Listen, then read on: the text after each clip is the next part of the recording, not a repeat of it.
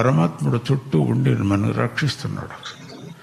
ఆ టైంలో పెద్ద రాయి పడితే ఏం చేయగలం? మనం చచ్చిపోతాం. ఎవరు రక్షిస్తారు? ఏ సెక్యూరిటీ? పరమాత్ముడు ఒక్కడే మనకు రక్షిస్తున్నాడు.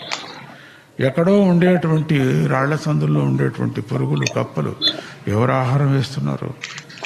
ఇవన్నీ మనం ఈ సృష్టిలో ఇవన్నీ చూసినప్పుడు, మనము రంగురంగుల పక్షులు చూసినప్పుడు సృష్టి ఎటువంటిది, ఆ ఋతుకాలంలో వీచేటువంటి గాలి చూసినప్పుడు చల్లగా, వెచ్చగా, వేడిగా ఉండేటువంటి అప్పుడు ఎంత మనకు ఆశ్చర్యం అవుతుంది.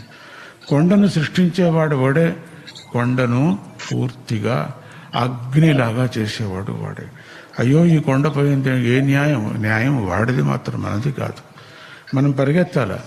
కొండను నరికాము కాబట్టి, కొన్ని సందర్భంలో అడవిని నరికాము కాబట్టి అడవిలో ఉండే ప్రాణులంతా సిటీకి వస్తున్నాయి. ఎందుకంటే దాని స్థలం మనం ఆక్రమించుకుంటున్నాం, దాని ఆహారాన్ని మనం తింటున్నాం. అట్లా కూడా అవుతుంది. అందుకని కొండంతా కాలిపోతుందంటే దాన్ని ఆర్పటానికి ఎంతో ప్రయత్నం చేసి విఫలమయ్యారు.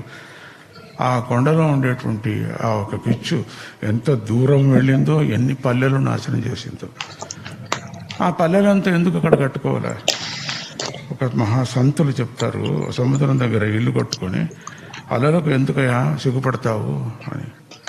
కొండలో ఒక ఇల్లు కట్టుకొని ప్రాణులకి ఎందుకయ్యా నువ్వు భయపడతావు? సిటీ మధ్యలో ఒక ఇల్లు కట్టుకొని హారన్ దుస్తుకు గలాటాక ఎందుకయ్యా భయపడతావు? దూరం పో, నువ్వు సృష్టించుకో. అక్కడే ఉండాలా, మెయిన్ రోడ్లో ఉండాలి నా ఇల్లు అని కట్టుకొని ప్రతిదీ. అప్పుడు ఆ దుమ్మంతా ఇంటికి వస్తూనే ఉంటుంది మనకు. కానీ మెయిన్ రోడ్లో మా ఇల్లు ఉంది అని అందరితో చెప్పుకుంటాం. మెయిన్ రోడ్లో ఇల్లు కాదు ఉండేది, తొందరగా మరణానికి దగ్గర అవుతున్నాం. శ్మశానం దగ్గర ఇల్లు ఉంది అని అర్థం దాని పేరు. మెయిన్ రోడ్లో ఇల్లుంది అని చెప్పే బదులు శ్మశానంలో మా ఇల్లు ఉంది అని చెప్పుకోవచ్చు కావాలంటే. ఇది ప్రతి ఒక్కరికి సంతోషం. ఈరోజు చాలా పిండి వంటలు తిన్నానండి అనే బదులు విషం తిన్నానండి అని చెప్పుకోవాలి. ఇది చాలా బాగా జ్ఞాపకం పెట్టుకోండి. అటువంటి ఈ సృష్టిని కాల్చేవాడు వాడే. ఇంకా అత్యంత వర్షపాతం చేస్తున్నాడు, ముంచేవాడు వాడే. మళ్ళీ ముంచుతాడు. మనకు అనిపిస్తుంది అగ్ని వచ్చినప్పుడు పూర్తిగా వర్షం వస్తే బాగుండు కదా అనిపిస్తుంది.